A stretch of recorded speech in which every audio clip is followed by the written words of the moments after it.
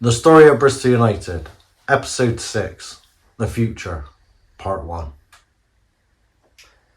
So in this week's episode, it's a two-parter, and we're going to be talking the future of the club, the team in the club in terms of what we're going to be doing in future plans. So we've got a bit of an agenda. So the first one we're going to touch upon is it's not really the future because we've already done it, but it's an appointment we made a couple of weeks back, a month or so ago, the social media manager. So we were getting... Was that only a month ago we done that? 6 weeks, Yeah. about 6 weeks. So we were getting to the stage, weren't we, with social media, in terms of it was just all encompassing of trying to keep up with daily posts and videos and editing. So we quickly decided, didn't we, we need some help on that front. Yeah. So we talked to Free, didn't we, about bringing in somebody in to sort of help and oversee that. So I think it was an obvious choice, wasn't it, for us? Yeah, he was already getting involved in bits, wasn't he? Without even asking or giving him a role of this is what we want him to do. He was already doing the bits and bobs and... Yeah. So that announcement was, you won't see him, ladies and gentlemen, but he's behind the camera filming as we speak. It's Mr. Daniel Little. Hello. If you want to know more about Dan, check out Dan got a video, 20 questions, in our 20 questions playlist. You'll get to know him. But yeah, so Dan come in and joined us, and he's social media manager, and sort of it really sort of took some of the pressure off of filming videos, the posts and stuff like that. So that's been a big help going forward, and we've only really just sort of started to sort of scratch the surface with Dan and what we're going to be doing on social media going forward. So Yeah, it's only really just getting started, isn't it? So. yeah. So that was a quick sort of plan for us, which we sort of we come up with and implemented quite quickly. So that's it for terms of plans. What we've already what we've put in place. The rest of these the topics we're going to go through now is what are the future of the club, future of the football team, what we want to do. So, shall we start with a little bit in terms of some of the more immediate future with sort of charity plans and social events? Because I know we just finished one, haven't we? A big charity event for the Children's Hospice Southwest, which was a fantastic day, when lots of money raised. Yeah. But on the horizon, we're going to have another one coming quite quickly. So let Sam talk through this one. Well, so the plan is a 10-hour video game, Christ.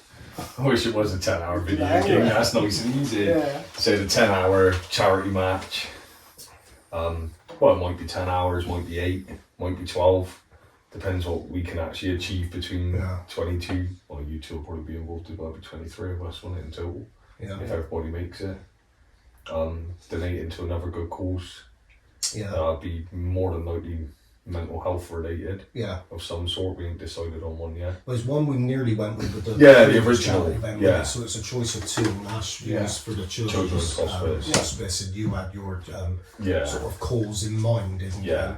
We quickly decided in terms of, well, we'll cover them both anyway. We're doing both over some term anyway. We're going to be choosing multiple charities over the next coming years for any fundraisers we're doing. So we're deciding on 8-hour, 10-hour, 12-hour football game. One game of football. That's going to be a lot. And you're right, I'm assuming Ash is going to play in that. I shall might get 20 minutes. Yeah. I'll probably only last about 9 hours because I'm getting a little bit older. But, it's going to be, I mean, it sounds a very sort of easy thing, isn't it? 8, 9, 10. Oh, I've spoken to a few players about it, and one of them in particular thinks he's going to do the old 8 hours, 10 hours. I think I know where you're on. Yeah, it's just, I think in your head it sounds easy. That is not easy. Yeah, I've got to admit, even now at my age, it doesn't sound that challenging to raise a lot of money, what we're going to be targeting. You think, that's going to be, but I'm sensible enough to know how hard it's going to be, and it's going to be a tough day. 100% on that. That's a long 8-10 hours. It's not fully planned yet, is it? No. But once we start getting it all planned in. Yeah. So I think that's going to be coming around about November, December time this year, isn't it? And again, we'll sort of add some meat to the bones with the event. But that's it's somewhat sort of close to our hearts going forward, and it's sort of every 6 to 8 months where we'll be like sort of having big charity events in terms of helping some local charities for worthy causes, and also sort of turning it in like for a bit of fun for us. I mean, at the same time, it's going to be painful, but it's going to be a good laugh. As you know, we always have these events, which is always nice to be around. So I think it's good as a club to be showing that you're not just a football club that turns up on Saturday and plays football. You're trying to help other things. Yeah. And we've got a good bunch of lads who are all happy to get involved and help as well, aren't we? It's not like anybody's like, can't be bothered to do that. Everyone's up for helping as well. Well, and I mean, I said we will be adding more to it, but I mean, there's going to be targets as well. This is going to be a little bit of a different one with the one we just added. It was like the public coming down and raise money. This is going to be more put on the players to actually raise a target per player, so to give us hopefully look for local businesses to help. And anybody else who's feeling charitable to try and help us raise as much as we can, isn't it? Yeah. So watch this space. That will be announced in due course. But coming sort of November, December time. Yeah. And another couple of things what we sort of imminently got in the pipeline, but sort of kind of acted upon as well, is adding to the sort of back walls of the club as well, haven't we? Because we've sort of started. There's a lot going on in the background with the accreditation, which Sam's been putting a hell of a lot of work in. We're actually accredited now. Yeah. Well, it's weird because without being involved in a club, you wouldn't even know there's all such a thing. No. Even the backroom staff side. Yeah. And to be fair, the FA's website for clubs is actually quite helpful, isn't it? The amount of stuff it shows you on there. Yeah. The training you can do, the different courses. The courses available for coaching, managing, first aid. Like, I didn't even know that was really such a thing. Yeah. To be fair, you go on the FA's websites for it all, and it's all very helpful to help you progress yourself as clubs, isn't it? Well, you put a tremendous amount of work getting all that, pulling all that together to get us accredited, but it led off into a few avenues as well, and leading on to another person who sort of joined the club now in terms of the welfare officer is Lauren. Yeah. Well, yeah, obviously, that would have been something we would have had to add eventually. That's one of the things we already knew about without the accreditation, wasn't it? Yeah, and then obviously... We discussed it beforehand, didn't we? Yeah, but then obviously for this season, the county FAs and the FA brought it in now that obviously any adults team has got to have a welfare officer as well. I think it's for 16 to 18 year olds, isn't it? And obviously we talked about it at the time about obviously we all got roles within the club, and obviously Lauren works at a school anyway, so she's not obviously she's never done it in football, but she's quite aware of issues and policies what need to be followed and anything to help, and just like obviously having her do it now, realistically she might not have to do a lot this year because we're not even in the bracket for 16 to 18s, are we? Really? No, we don't actually require it, do we? But age 18, do we? But no. Why not have it in place? It's not future plans. Well, and this is what we'll touch base in either at the end of episode, part 1 or certainly in part 2 of sort of future plans of the club, but that's that sort of proofing, sort of future proofing for us. But also as well, sort of unofficially, which is again, which I love, and going back to episode 1, what we talked about in terms of being like a family club and making it that sort of that football, that kind of football club, but with some of these events, what's actually going on, because we're just started planning our big Christmas event as well, which is things. So we got some sort of unofficial people with unofficial titles at the moment, sort of helping us with things. And one I know's been desperate to sort of help out with us is Cassie. She loves the club and wants to join us. So if you're watching this, Cassie, you'll have to be patient before we let you in officially. But unofficially, we've Joe, she's been helping us out. Sophie's been helping us out. Cassie's been helping us out, and Lauren as well. Even though it's the welfare, the other part. Yeah, the other side of it. It's not just been the welfare side. It's all starting to sort of pull together, and it certainly takes the pressure off of us in terms of planning, like end of season parties. I don't plan anything in my normal life, never mind for the Yeah, club. it does take the pressure off. So Yeah. John puts them all in a group chat with us, and the things Do what I'm doing, you better. Let them organise it now. That night he put them in there was a joke. Yeah. Well, and it's part of what I'm passionate for me is I'm passionate about bringing people together. Like we get on well, don't we? And we Yeah. see each other's partners, wives, and stuff like that. But it's for me, I love bringing sort of people together, good people together, and it's that sort of going that way, and it's going to serve a purpose for us because, like I said, there's a lot of planning, and there's some things what's already planned for the Christmas party at the moment. You two don't even know because it's just done this week, and it's typical things. And to be honest with you, I haven't had much control on it myself, but that'll be revealed in.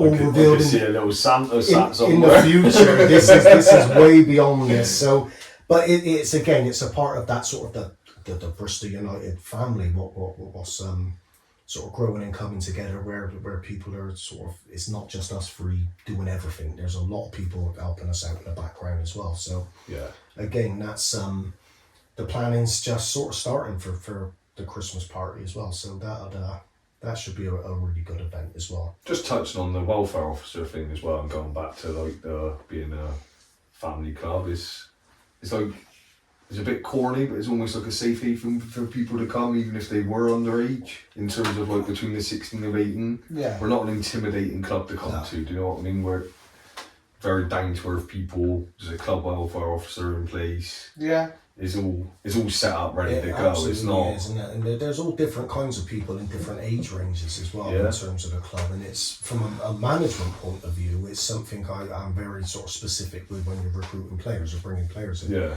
You have to sort of enhance what we have. Yeah. You know, one or two people come in, they could be absolutely fine as people, but if they don't enhance what we have at the moment, then sometimes you get a bit of a fracture. And so I'm very sort of wary of that from a management point of view of bringing people in. But I mean, touch wood, everybody we've had so far if coming in has been superb, haven't they? Like in terms of what we've wanted. I'm going to get attacked by a fly. So I mean, it probably. I'm definitely getting attacked. Because you've got a light on. So in terms of, I mean, it's probably apt to go on to this now in terms of future plans, and we'll probably jump back and forward a little bit when you're saying about the sort of welfare officer. What is our future plans? Let's go through in terms of extra teams. So it won't be this season. We know we're running with our main team this year, but for season 24-25 and beyond, what's the plans for the club in terms of additional teams? I think the first step, we tried to do it a little bit this year, didn't we? It wasn't even a little bit, was it? Well, no, we was fully in on it. It was ready to rock and roll. Obviously, we were going to do it on the as a reserve Sunday side, wasn't it? Yeah, we was going to do the reserves, but as a Sunday side, and we had the players, didn't we? We had everything was done with the league and everything. We just couldn't find league meetings went to. Yeah, I went to the league meeting, but we just couldn't find the pitch for it, could we? But obviously, going into like in the future, definitely next season, I see no reason why we can't get reserves running. Like we've had good interest in players. We've easily had enough players to run a reserve side. We're sort of at a stage now of probably sort of pushing one or two players away because we can't just take infinite number of players. But I think for the club to grow, I think is not important. I think it's vital that we get additional sides, and right from sort of the early sort of stages. From my vision in terms of, it's certainly a reserve side. I'd like to see us over the next sort of 1 to 3 to 4 years perhaps for a women's team, to bring in a women's team and then start bringing in some children's footballs. I've had to turn I think at least 20 people away this year for parents inquiring for kids teams. So depending on how we start, because we can't just start with every age group. No, of course you start with a certain amount of age group, but that would be, I'd like to be sort of in 3 or 4 years time where we've got a couple of children's teams, progression for them, women's teams, reserve team for us, first team. And I think I've even looked in as deep as the disabled teams as well, John. Yeah. I've looked at that too. I was going to say about that, there's so many possibilities going into it. Yeah. In there, like, you know. Absolutely, and again, from the business point of the club, I think it's vital. It's all extra revenue. It's nice from our football, like just talking as football people, fantastic. But if we're all involved in the first team, a children's team and a women's team, that really ain't gonna bother us from in terms of like first team people. Yeah. But from the club and from the business, it operates. It opens up. So many avenues in terms of, again, bringing people into the Bristol United family, making the club a lot bigger, attracting sponsors, additional revenue, all those kinds of things. I think that's the only way we're going to scale. Yeah, to where we want to get to is the only way you can't scale to where we want to get without teams. Yeah, no, and obviously it's not possible, is it? You've got to have the teams in place. Well, first of all, you've got to have the infrastructure in place to run the teams. Yeah. Then the teams, then the revenue comes.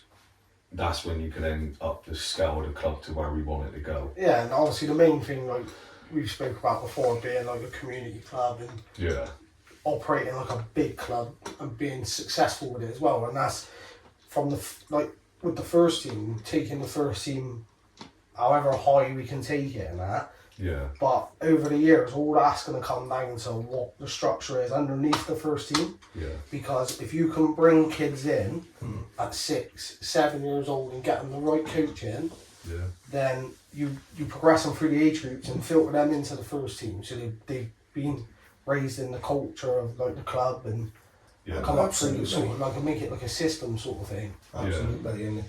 And again, I said I think it's vital for the development of the club, and but like I said as well, I mean, you've got young children as well for you to have that avenue of sort of children growing up within the club and being involved. I mean, what better sort of environment to do it in the club we own. So it's that's something. Like I said, reserves next year. I think it has to happen. Like I said we really struggled on a pitch this year, and next year it was the Sunday side, but next year I think we were potentially looking at actually we'll get a reserve side on a Saturday. Yeah. But the priority is obviously we need to sort of pitch, which is something we'll be looking at.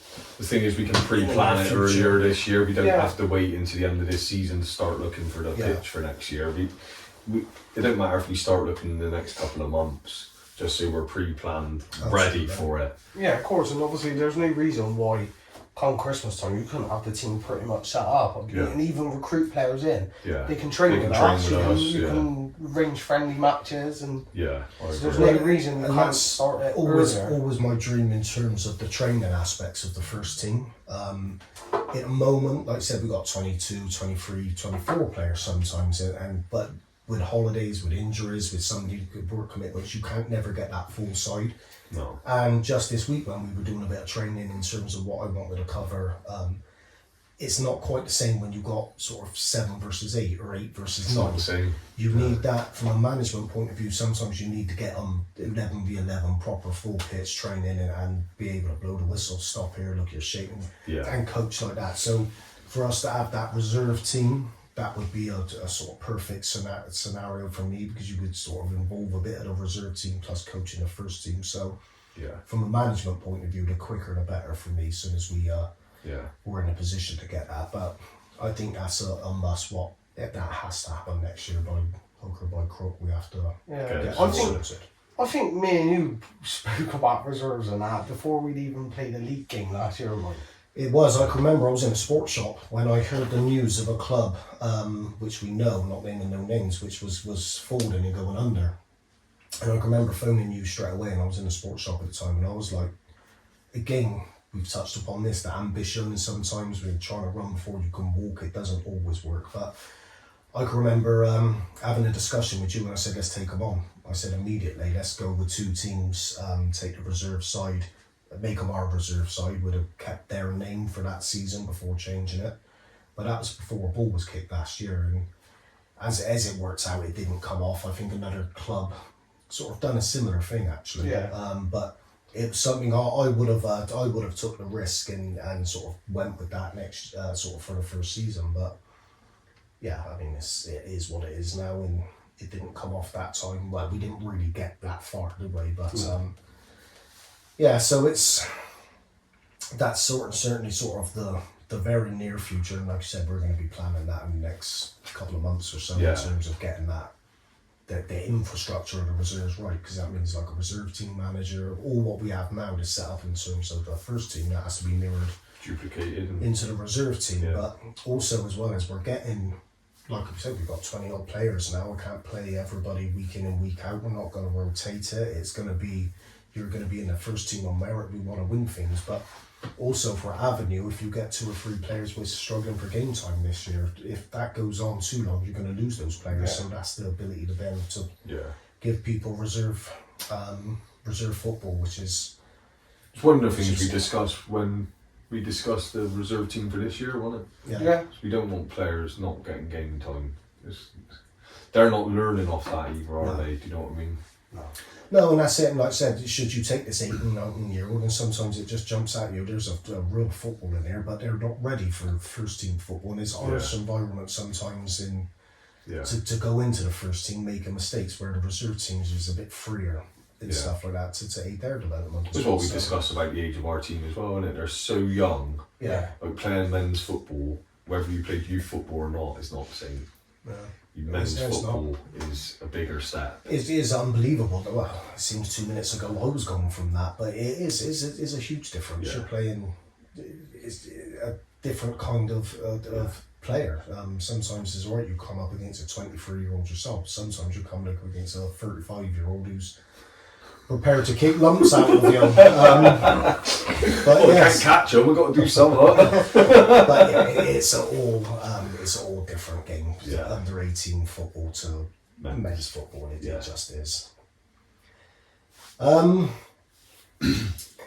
in terms of what's the next step, Sam? And I'm probably putting you on the spot here in terms of accreditation going forward, because we're level 1 accredited. Yeah, so we're 1-star accredited. So to get to the next levels, it goes back to what we just discussed. You have to have these other teams. Yeah. So youth, disability, women's. That we're not far away from being able to get 2-star, 3-star. That's kind of what's stopping it. Yeah. So we've put the infrastructure behind even a stupid thing like a set of club accounts. Yeah. How many 1-year-long teams have done a set of club accounts? Yeah. I'm presuming none. Yeah, I'll be you're very, right. very You're surprised right. if there is any. We have. Yeah. It's all done, it's uploaded to the FA. We've done that with a lot of stuff that actually makes you 2-star, 3-star accredited. Yeah. The only thing stopping us from pushing to that level already is the teams. Yeah. Once the teams are in place, because there's an accreditation checklist on the FA website, Yeah. and you run through it, and we've done most of them. Yeah. All our club policies are in place. The welfare officers in place, the club accounts are in place, like everything's in place. Mm-hmm. The only thing sort of stopping the next progressions of our accreditations is teams. Yeah. We can't do it without teams. And again, I think that's just going to aid us in terms of, I mean, some players, they don't care if you're 1-star accredited. No. But in terms of everything, the overall package of it, the more strings to your bow you get with things like this, it just puts the club in a better position and a stronger position, whether it's sponsorship, attracting players, whatever it may be. Image with the league is, 1,000,000%.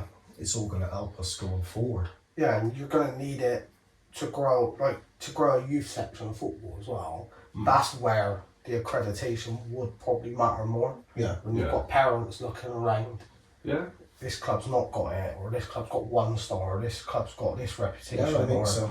this club's got 3-star accredited. Look at everything they've done, the charity days, all that sort of stuff. Yeah, it all beds into the same Yeah. thing, doesn't it? Yeah. Do you know what I mean? Why do you think you've had so many parents message you? Some of it is just, I wonder if they have got a team. But most people do their research. They're looking on our website. They can't see new kids section. They can see from our website that what we do.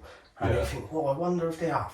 Yeah. I wonder if they're going to do one. Yeah, and they just message on the off chance. So, Well, I think you're right, absolutely right, in terms of like they're sort of trusting us with potentially 5-year-olds, 8-year-olds, whatever it is you do as parents, you're going to want to know that what our club's all about, aren't you? So 1,000,000%. it's so it's I think that sort of wraps up part 1 of this the future of Bristol United. Part 2 will be released the following Friday, and that's going to be the final episode in this series. But there we will be talking more around the bigger plans for the club for the future. So that's going to be, I think, a real sort of good episode of where our dreams and hopes and wishes is going to lie. But as always, thanks for watching the video, liking, subscribe, and follow us on all our social media channels. And we will see you in a future video, probably next week. Gracias, amigos.